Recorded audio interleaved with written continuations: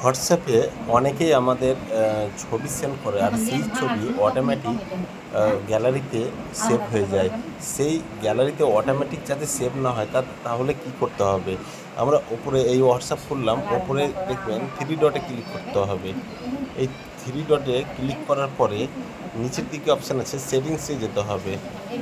সেই সেটিংসে যাওয়ার পরে নিচের দিকে আসুন, স্ক্রল করে নিচে এসে স্টোরেজ অ্যান্ড ডাটাতে ক্লিক করতে হবে।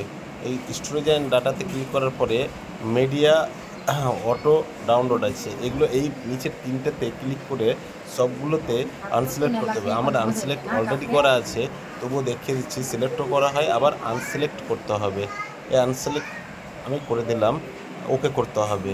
আবার নিচের দিকে দেখুন, হোয়েন রোমিং, যখন আপনি রোমিংয়ে থাকবেন তখন যদি কেউ ছবি পাঠায় তাহলে কি ছবি সেভ হয়ে থাকে, সেটাও আনমিউট করবেন যাতে ছবিটা ডাউনলোড হয়ে গ্যালারিতে না প্রবেশ করে।